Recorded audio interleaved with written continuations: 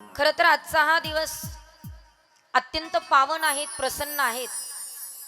कारण आज वार सोमवार आहेत. आज सण आहेत. कोणता? होळीचा.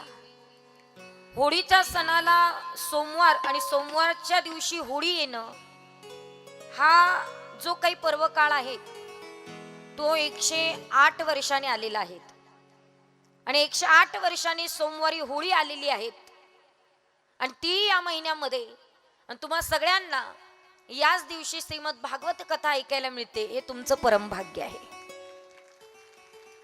कारण आज होळीचा दिवस आहे, आनंदाचा दिवस आहे. आपण होळी सगळे पेटवणार आहोत, होळीचा सण सगळे साजरा करणार आहोत.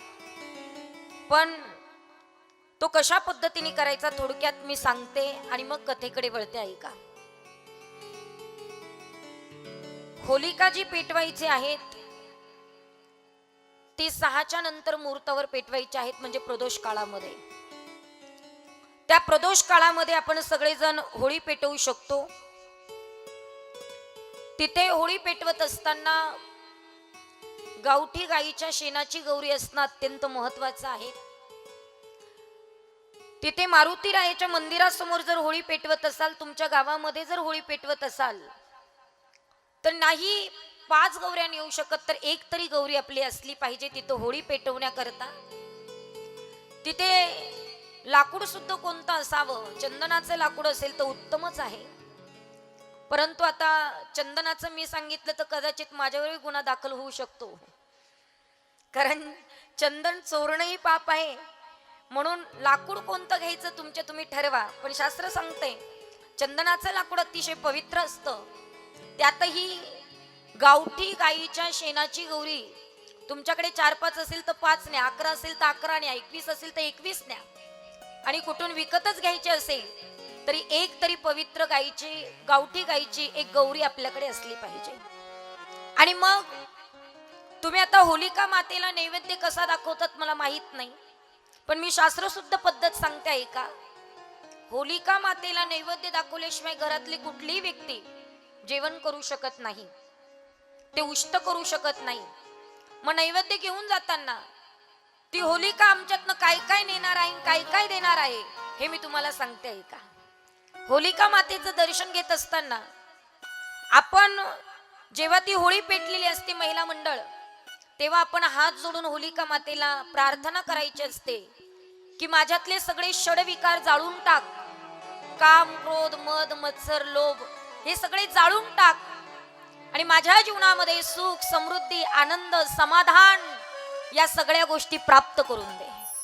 आणि आजच्या दिवशी वाईट गोष्टी जाळायच्या असतात आणि चांगल्या गोष्टी आत्मसात करायच्या असतात. म्हणून ऐका, या होळीमध्ये आम्ही काय काय देऊ शकतो, काय काय आम्हाला मिळू शकतं सांगते ऐका. यदा कदाचित तुमच्या घरामध्ये जर आर्थिक समस्या असेल, आर्थिक अडचण खूप असते, तुम्हाला आलेला पैसा टिकत नाहीये, तर त्याच्याकरता एक उपाय सांगते ऐका. हे की मी माझ्या मनाने मांडत नाही, शास्त्र, पुराण, वेदांताचा पुरावा घेऊन तुमच्या समोर बोलते. आर्थिक अडचण आहेत, आर्थिक टंचाई आहेत, सातत्याने घरात भासत असते, आलेला पैसा टिकत नाही.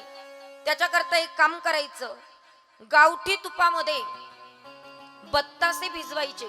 बत्तासे माहिती ना तुम्हाला? दिवाळीत आपण ते व्हाईट कलर, सफेद कलरचे पांढरे असतात ते बघा, ते बत्ताशे घ्यायचे, ते त्या तुपामध्ये भिजवायचे. आता किती घ्यायचे असा प्रश्न तुमचा मला असेल. तुम्ही 1 घ्या, 2 घ्या, 5 घ्या, 7 घ्या किंवा 11 घ्या, जसं तुम्हाला मिळेल तसे घ्या. ते बत्तासे तुपामध्ये भिजवून घ्यायचे. त्याच्यामध्ये एक लवंग घ्यायची आणि पानाचे पत्ते घ्यायचे. पान कोणतं? नागेलीचं पान. ते सगळं घेतलं की ते होळीमध्ये टाकायचं आणि त्याला 7 परिक्रमा पूर्ण करायच्या. पाणी घेऊन 7 प्रदक्षिणा, बरं का, 7 प्रदक्षिणा. कोणी एकच करतं, कोणी 5 करतं, कोणी म्हणतं चटके जास्त बसतात. तुम्हाला जर तिथं चटके लागले तर आयुष्यभर चटके खावे लागतील. म्हणून किती परिक्रमा पूर्ण करायच्या? 7. आजपासून लक्षात ठेवायचं, किती? 7 परिक्रमा पूर्ण करायच्या. लक्षात राहिलं काय काय घ्यायचं? हे कशासाठी उपाय सांगितला? आर्थिक टंचाई जर भासत असेल तर त्याच्यासाठी आपण हा उपाय करू शकतो.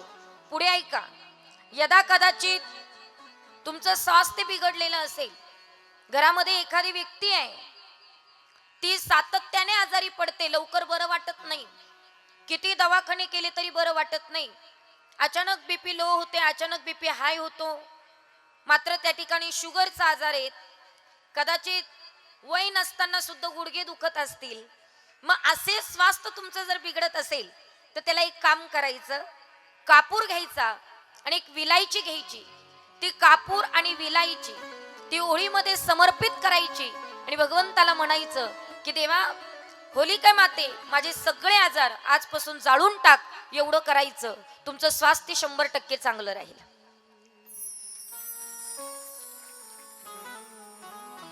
फुकट सांगते, फुकट ऐका बर का. एवढं सांगायचं एका व्यक्तीला मी 1100 रुपये घेत असते. ती आमच्या हरिभाऊंची कृपा आहे म्हणून तुम्हाला सगळं फुकट ऐकायला मिळते. ऐका, यदा कदाचित तुमच्या घरामध्ये धान्याची खूप कमतरता आहे, काही काही घरामध्ये बघा अन्न धान्य पुरतच नाही, असं आणलं की असं संपून जातं.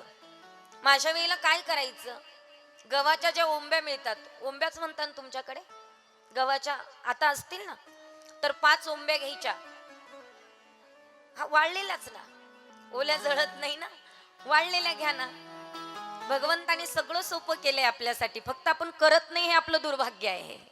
किती सोपे उपाय आहेत, त्याला काही पैसे खर्च करावे लागतात का? अजिबात नाही. त्या ओंब्या घ्यायच्या आणि होलिका मातेमध्ये मात्र त्या ठिकाणी त्या जळत्या होळीमध्ये ते टाकायच्या की तुमच्या घरामध्ये आलेलं जे धन आहे ते पुराटी पडत असतं, म्हणून मात्र धनाचा लाभ व्हावा, धन पुराटी पडावं, याच्याकरता होळीमध्ये काय टाकायचं, लक्षात राहतंय ना तुमच्या? ऐका, सगळ्यात महत्वाचं,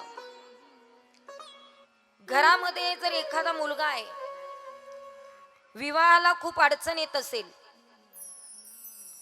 तर काय करायचं, मुलीचा विवाह जमत नाही, मुलाचा विवाह जमत नाही, अशा करता एकच काम करायचं, जे आपण होमासाठी सगळं साहित्य आणतो ना, ते सगळं साहित्य आणायचं आणि ते सगळं साहित्य त्याच्यामध्ये गावठी तूप टाकायचं आणि त्या जळत्या होळीमध्ये आपण जर अर्पण केलं तर बऱ्याच वर्षापासून लग्न जमत नसेल तर ते सुद्धा जमतं, म्हणून ही गोष्ट करायला काही हरकत नाही. मात्र त्या ठिकाणी होम हवनाला काय काय साहित्य लागतं, आपल्या इथं एक गुरुजी आलेलेच असतात, त्या गुरुजींना विचारलं तरी जमतंय.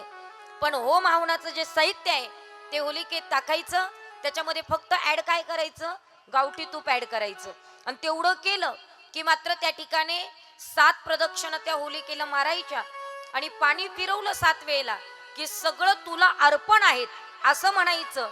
आणि असं जर केलं तर 100% जीवनामधले सगळे दुःख नाहीसे होतात. पण कधी कधी आपल्या जीवनामध्ये आपल्याला असं वाटतं